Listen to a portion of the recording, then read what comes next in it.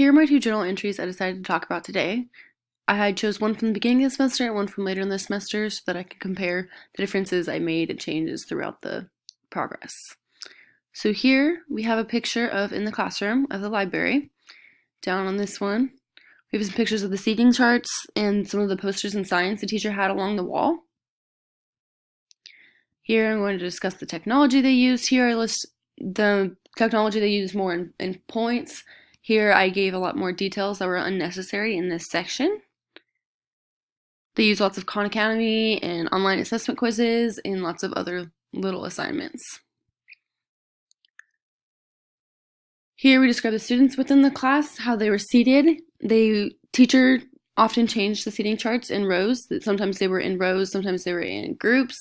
They also use lots of whiteboards and workbooks, handouts, books.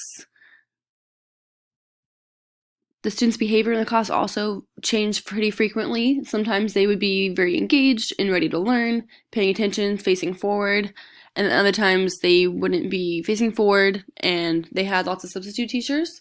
So during the substitute teachers, it would be hard to control the kids.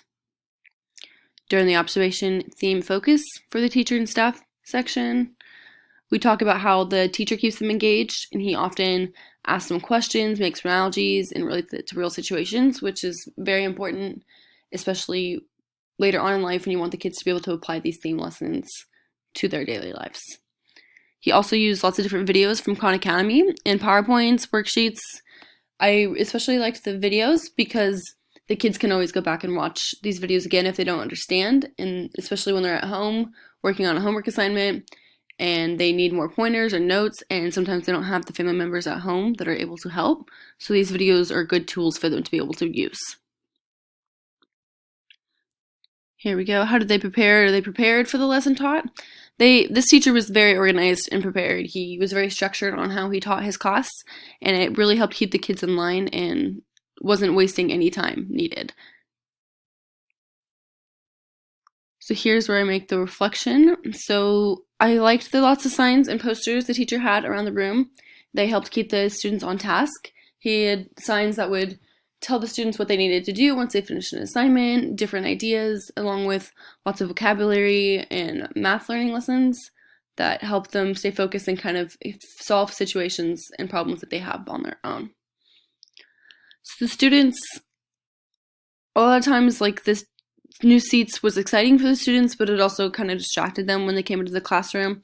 The teacher is pretty good at bringing them back to focus. It just kind of depended on the topics and lessons that they were working on that day. Here I gave a little bit too much detail compared to this one where I'm more focused on what the topic is. The teachers, staff, and administrators, he always makes sure that the students knew how to use it in real life. He always reminded them that decimals, they're whole numbers. He often compared it to stories he's had in real life where he's had to use these kinds of math problems, which I think is very important, especially in math.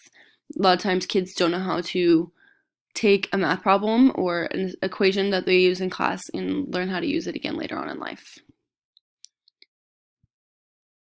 The teacher is very prepared. He's been teaching for 13 years. He's very knowledgeable, and he's also very good at giving the students their own jobs. So they're learning responsibilities, and they kind of learn how to teach themselves.